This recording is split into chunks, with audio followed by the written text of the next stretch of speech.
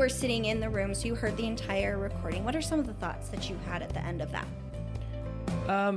So, I mean, good question, of course, and I'm grateful that you guys got to just kind of have that conversation mostly without me, except for the couple of times I just couldn't shut up. But I'm so glad that you have that problem, because I've been blamed for that my whole life, and so to know that I'm not alone in my struggle is very I wondered where you were going reassuring. with that. So yeah, absolutely. Well, and knowing that you're not alone is a big deal, right? Loneliness Right. is a very difficult place to be. I And tell my clients that in my personal opinion, I think loneliness is the most challenging emotion that we face in this life.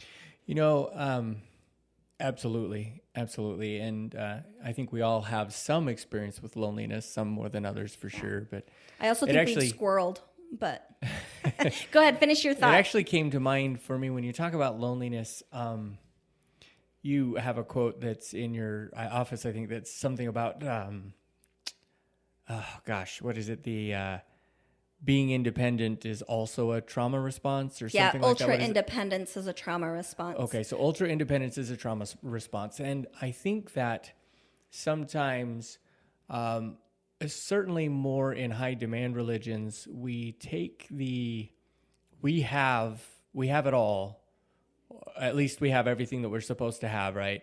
We have it all. We have the truth. We have everything. And we almost make that into an ultra independence.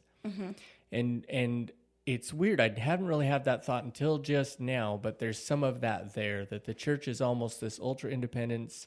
And what kind of brought that to mind is that, Hang on, can I pause you, because I don't think I'm Yeah. following you. I just want to ask a question to make sure Sure. that I'm following you here. So are you saying that the church is ultra independent? Or are you saying the church encourages its members to be ultra independent? Like, I'm not certain I am following that. I'm thinking more of the members, but the members as a collective are almost encouraged to be ultra independent, in that we don't go for resources anywhere other than the church unless we have to.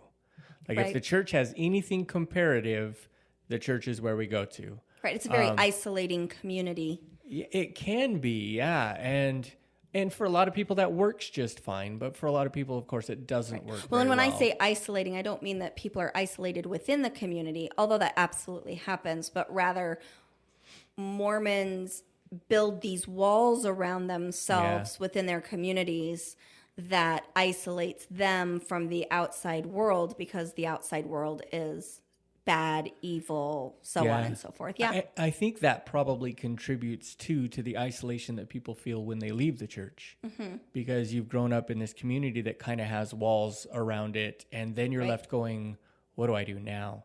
And so one of the thoughts that I thought of when you guys were talking is that there's not very much room, and this maybe is a religious thing as a whole, but particularly, again, my experience is Mormonism, there's not very much room for us to see other perspectives. Yeah, and I thought that was Or a great to point see that it you brought up a differently. couple times. Okay, I can't remember if I had said that before. But I think you did, I and think I I really said something similar. Yeah, and I really appreciated that. And then I just talked over you when you said there's not enough room for different perspectives or to see things differently. And I agree with that 100%. We really struggle with that. It's like, oh no, if that's different than what we've prescribed, it's dangerous. And we know that Yeah. different can be dangerous, but usually different is just different. Yeah, well, and we've talked a couple of times recently about how members of the church oftentimes will have that. I think we talked about it a little bit on the podcast with Hayden, that will have this response that somebody's falling away from the church, but they're vocal about it, and we push them away. They're dangerous people. Now, if you fall away from the church and you're not vocal about it, let's go get you, right? Let's pull you right You're going back to get in. a million cookies. And although Right. for me, I left the church, and when they came to give me my gift as we really miss you and whatnot, it was a Christmas basket full of beer steins and fruit from the Bishop's storehouse. They were hot chocolate cups. No, they Duh. were. They did give me hot chocolate to put in my beer steins. That seals it right there. I am going to post a picture and put it on the Unpacking Mormonism and Other Religious Trauma Facebook page of the beer steins that the Mormon church, that our ward literally gave me for Christmas. It was the funniest thing, y'all. I'm not even kidding. They gave me, I think, 15 of them, and I don't think they realized that that's what they were. They were giving them to us as oversized hot chocolate mugs, and they gave that to me, and I died laughing. And I never posted it on my Facebook page because I didn't want to hurt anybody's feelings. But now that there's been a lot of time and space and we can kind of laugh about it, I think I'll go ahead and post a picture of my beer stein. So definitely look for that at the Unpacking Mormonism and Other Religious Trauma Facebook page. Your life will be changed forever. Your life will be changed forever. Have After a good that, laugh. you won't need to listen to anything else we have to say. It is my makeup brush. I kept one of them. The one that I'm going to post a picture of is my makeup brush. But again, we've squirreled. So let's come back to this. There's a couple Mason. other things that I wanted to just kind of mention go ahead. that came from that conversation. You said that